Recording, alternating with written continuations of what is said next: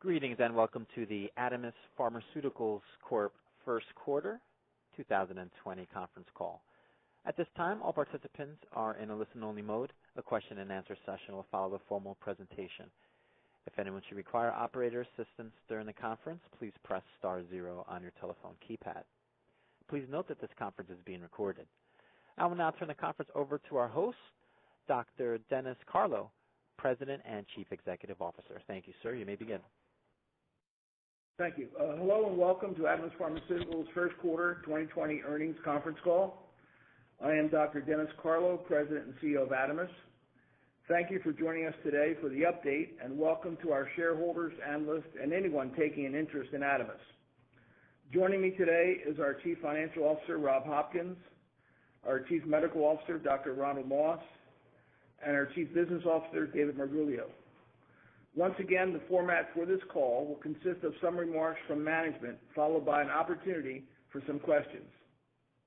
This call is being webcast and will be available for replay in the Investors section of our website, adamispharmaceuticals.com.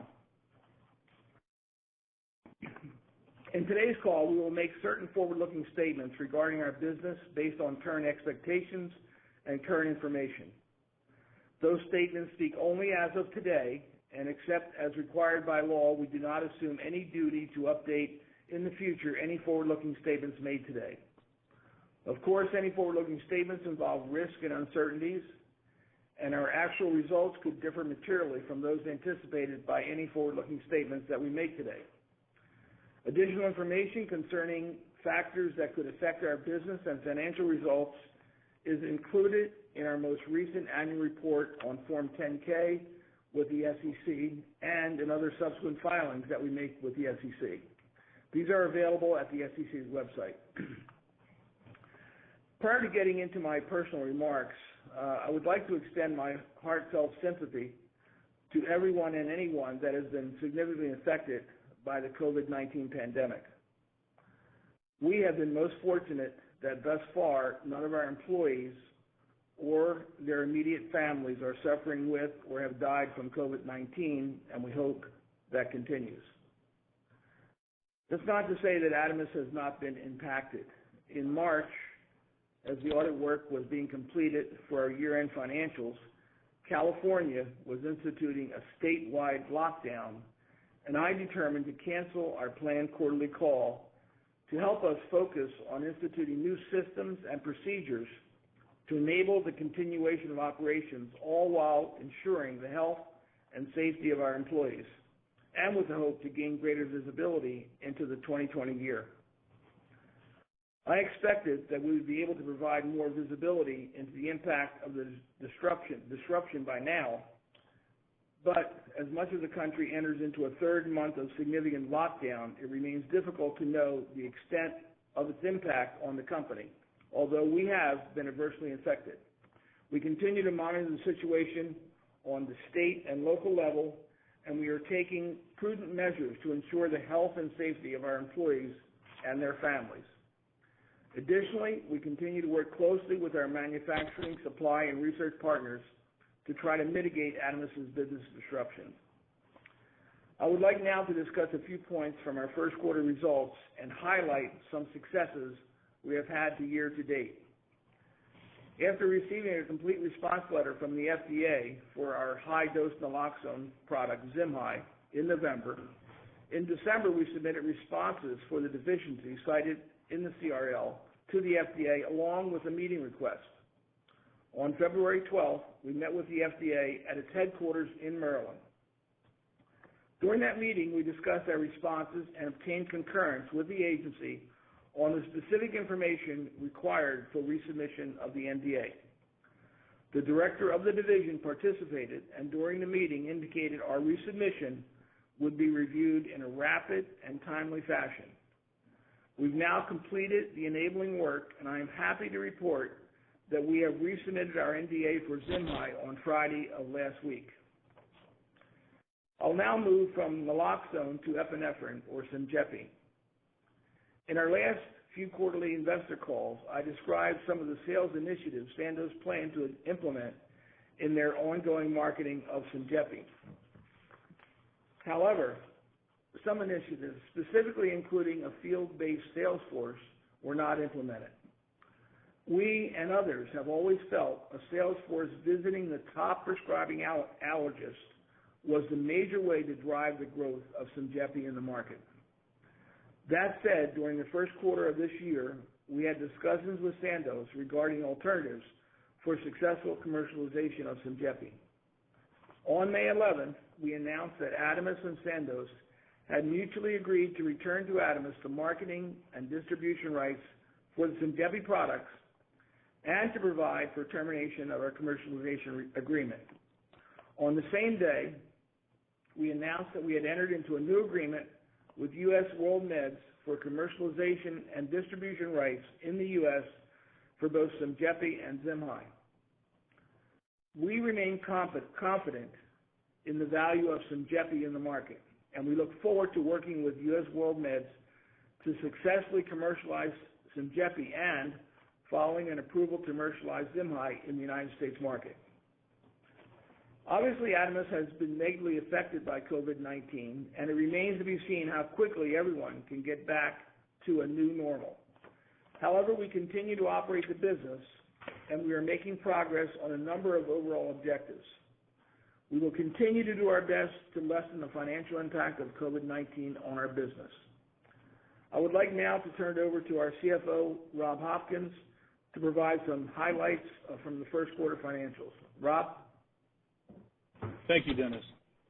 As Dr. Carlo mentioned, I want to highlight a few items from our first quarter financials, and I also encourage everyone to review our Form 10-Q for additional details and disclosures. First, revenues for the first quarter decreased 4.9% from $4.9 million in the same quarter in 2019 to $4.7 million in the latest quarter. This decrease was primarily attributable to the impact of COVID-19 on sales at U.S. Compounding. It is unclear how long the lockdowns will persist. Therefore, the long-term impact due to the COVID-19 pandemic on U.S. Compounding is unknown. However, we expect that the decrease in revenues we experienced in the first quarter will continue at least in the near term as hospitals cancel elective and non-emergency procedures. Pain clinics will either shut down or experience a significant drop in office visits during the first quarter, and the horse racing industry shut down. Steps taken to offset these events include the production of hand sanitizer and the manufacture of compounds that are in short supply and listed on the FDA's drug shortage list. Gross profit for the first quarter decreased 23.8% from the same period in 2019, approximately $1 million and $1.3 million, respectively. This decrease was attributable in part to reduced margins related to SYMJEPI and was partially offset by increasing margins at U.S. Compounding. Selling, general, and administrative expenses for the first quarter of 2020 was $6.1 million compared to $8 million during the first quarter of 2019. The single largest contributor to this decrease was wages, benefits, and other compensation expenses. Research and development expenses were approximately $2 million and $2.2 million for the first quarter of 2020 and 2019, respectively. The decrease was primarily due to an ongoing reduction in development costs for our product candidates, including SYMJEPI and ZIMHI. Cash and equivalents at the end of the first quarter total approximately $10.5 million. In February, the company completed a registered direct offering and received net proceeds of approximately $6.2 million. In April, the company increased its cash position by accepting loan proceeds of $3,191,700 under the Paycheck Protection Program, established as part of the Coronavirus Aid, Relief, and Economic Security Act. Please refer to our recent SEC filings for more information on the PPP loan.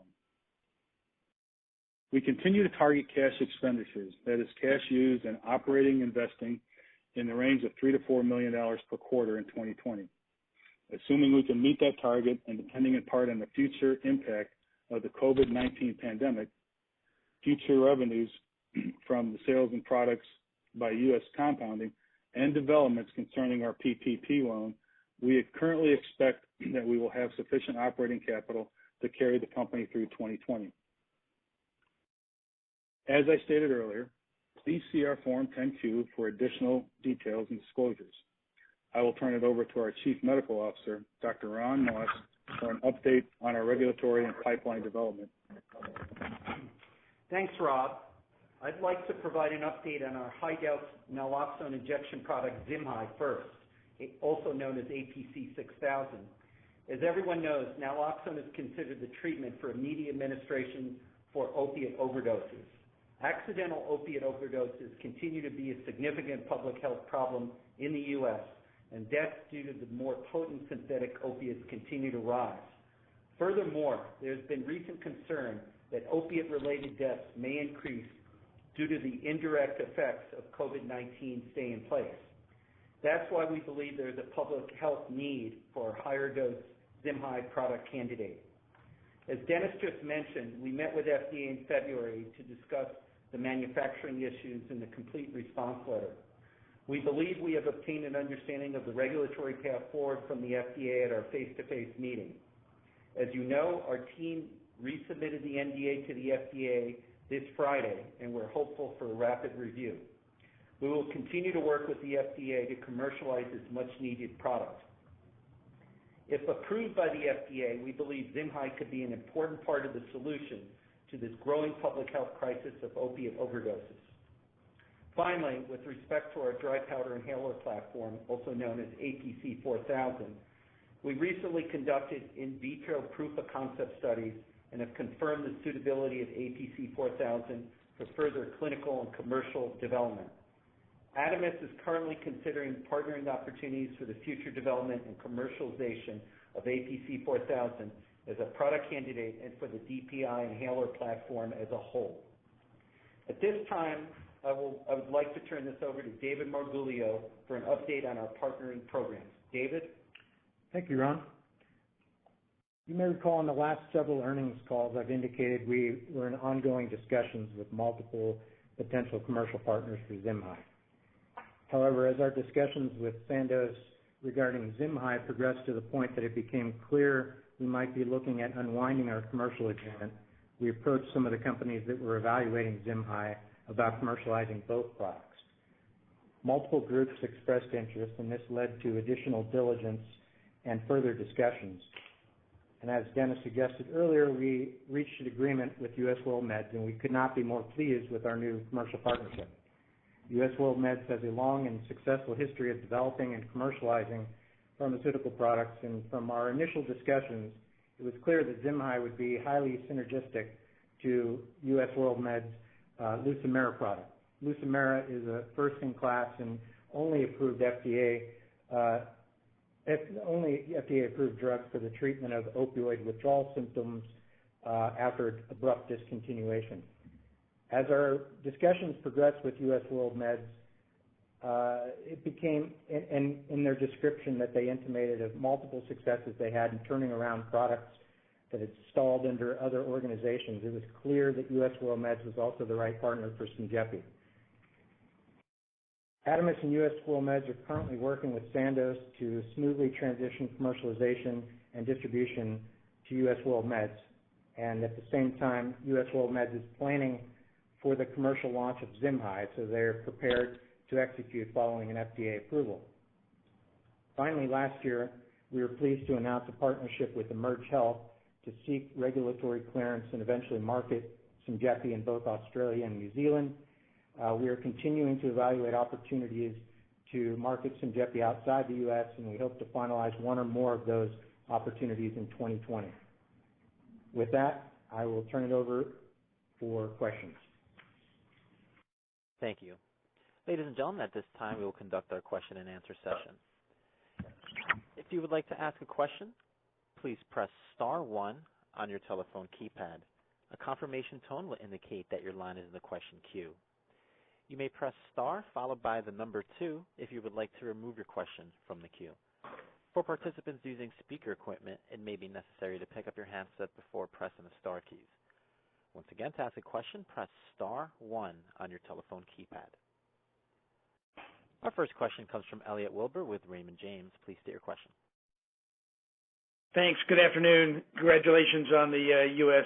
World Meds deal. I wanted to direct my questions around that transaction, specifically in thinking about the structure or the triggers for milestone payments. Any detail you can provide behind the aggregate number of $26 million that was disclosed previously, and just thinking about whether or not the initial filing and subsequent FDA acceptance would in fact be triggers for at least a small component of the total milestones associated with the deal. Yeah, Elliot, this is Dennis. I'll let David answer that question for you. Thanks for the question, Elliot. So the as you mentioned, we disclosed the sum of both the near-term and performance milestones associated with the agreement. We haven't given a breakdown as to exactly which component of each, but I suggest that it is, not too dissimilar from a structure that we had with Sandoz, in that these tend to be the agreement itself tends to favor a more back-ended structure, in that we were much more focused on the 50% net profit split that we ended up with than we were in initial milestone payments. And so, as I believe was disclosed in the 8K that we filed last week, the net calculation for gross profit is pretty straightforward, in that we deduct from net sales, we deduct out the cost of goods, which Adamis is supplying to U.S. World Meds, and from there we deduct out an agreed to percentage of their direct marketing and sales expenses, and the remainder is then the net profit to be split equally between the two companies. Okay, thanks. And then I want to ask you a couple of questions around the marketing game plan for SYMJEPI and ZIMHI, understanding that U.S. World Meds is running the show, but obviously you had extensive discussions with them around the licensing of the two assets, and specifically, I guess, with respect to ZIMHI, it looks to be an attractive asset to pair with their existing opioid withdrawal product, Lucemra. So I'm not sure if you guys were able to kind of dig into sort of the marketing game plan there in terms of what the overlapping call patterns would be between targeted prescribers for ZIMHI and Lucemra, but that seems to be kind of a nice complementary asset there, and just want to get your thinking on that observation. And then with respect to SYMJEPI, what are some of the factors that convinced you that U.S. World Meds is kind of the right partner to sort of bring this asset back to life? Are they going to be in a position to have full control of it ahead of or in time for the kind of the key back to school season? So, yeah, this is David. I'll take that again since it's directly related. The first part of that, was with respect to why, what synergies we see with U.S. World Meds related to ZIMHI. I think you already sort of identified that the product that they're currently marketing, Lucemra, is very complementary to this product, and so as I alluded to in my earlier comments, that was one of the very early factors for us that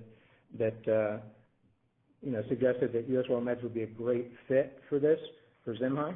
However, as we progressed our conversations and inserted the opportunity of whether they would be interested if we were able to get the product back from Sandoz, one of the things that made them, I think, a really good choice for us in going that direction was, one, as I previously mentioned, they've had a lot of success in turning around products that were with other companies and taking a product that had either stalled in its growth or had otherwise lackluster performance and turning them into highly profitable products. And in fact, one of the stories that they shared with us was that two of the products, they I think currently market about 9.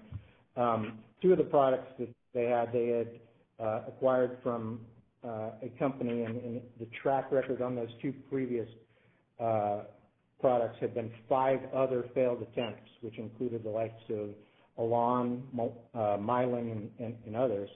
And they were able to, as I said, turn those products around fairly quickly with basically a concentration on the sales and marketing efforts. And so we, as Dennis suggested earlier, really felt and feel that the key to driving market penetration for SYMJEPI is to actually have a sales force out there detailing the high prescribing docs. And so that was a commitment that U.S. WorldMeds made. I will add that there's also, as it differs from our prior relationship with Sandoz, there is a joint steering committee made up of equal members of both companies that will oversee all of the commercial efforts as well as overall strategy, manufacturing considerations, that type of thing. So I think that we'll have a lot more visibility into overall effort and strategy, and I think that their commitment to field a sales force to pull this through, I think, is going to make a significant difference. Elliot, this is Dennis.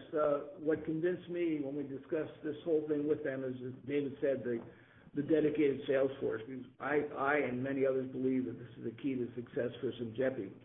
As you know, the individuals at U.S. WorldMeds is very aggressive. They've done very well in the past on selling products. And even as early as this week, as you know, Ron Moss, Dr. Moss, is an allergist and pediatrician. He's going to be involved in sales training this week, as early as this week, with U.S. WorldMeds. So they're moving rapidly on this program, and we're very excited. We think they'll do a very good job.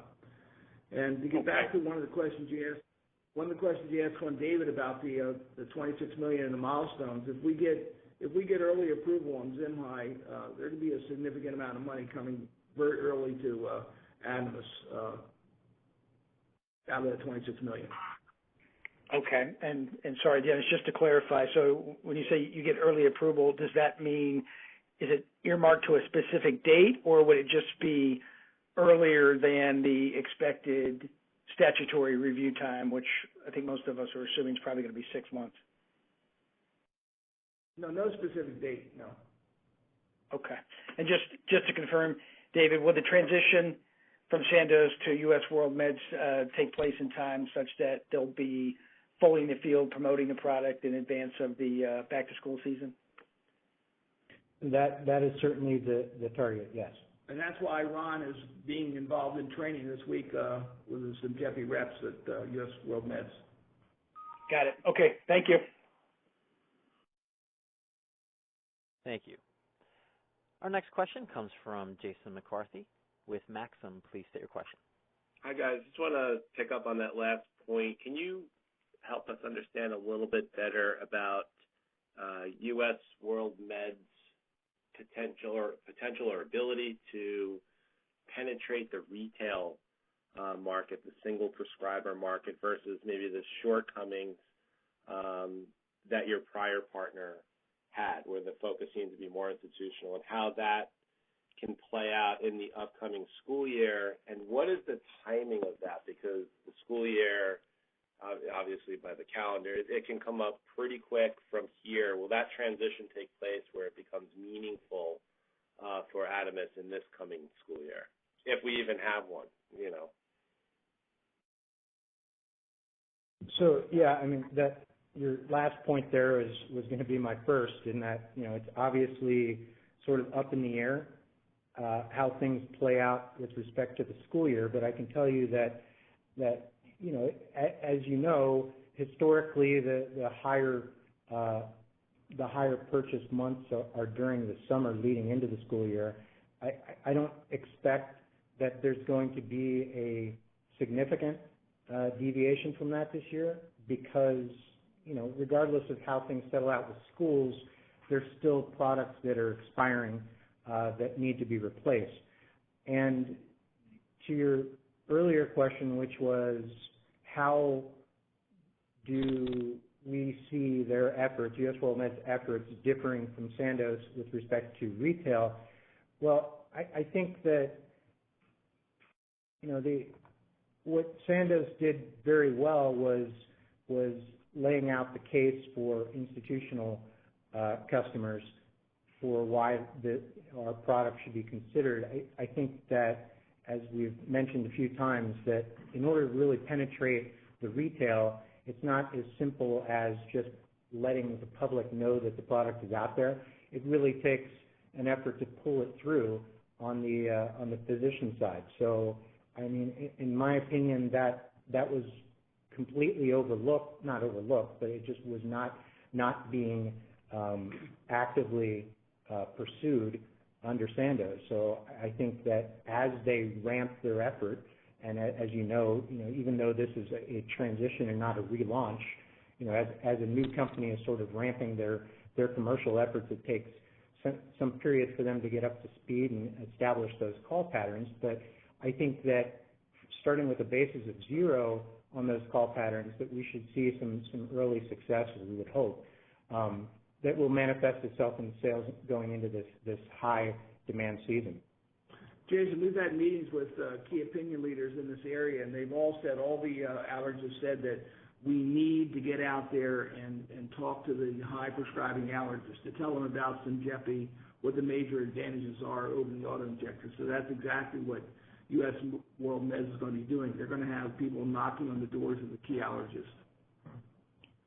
And Jason, one other point I want to underscore what Dennis just said is that, for a lot of these high prescribers and the conversations that we've had with them, it's as simple as just seeing the product in person. So I think that having salespeople call on them and be bringing to them, not only just sales and marketing materials, but also the trainer device to be able to show them how it functions, what it looks like in its size relative to the competitors, I think is really going to make a significant difference in the near term. Do you think, as a follow-up to that, while schools are stocking up and it's months before, do you think that there could be any impact, whether short-term or long-term, from the approval of Palforzia? Because most of the schools are scared, of nut-related allergies. They have nut-free rooms, et cetera, as you know. But now there's a medication on the market. Do you think that could have any material impact to the epinephrine space in general? Or is it kind of a non-starter at this point, just too early? Could you repeat that name again, what you're talking about? Amines. It's Palforzia. It's a drug for peanut allergy.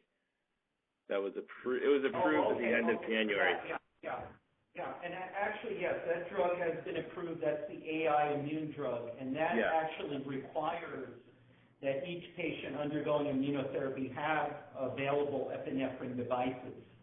So that certainly is not going to decrease the need for epinephrine. It might actually increase the need for epinephrine, depending on how much market share they get. Okay, great. Thanks for taking the question. Yeah, I don't think that would impact schools one way or the other. Certainly not in the next several quarters, I would think. No, I would think in the end, long term, it's going to help us. We have a very, safe product, easy to use, and very small. So I think it is knowing that they have to have an epinephrine injection with them at the time of a prescription is good for us. Right. Perfect. Thank you, guys. Okay, I think we're going to wrap it up for now, and I want to thank everybody that's been involved, all the listeners, and hopefully we'll have some good information, good news coming in the next few months. Thank you very much.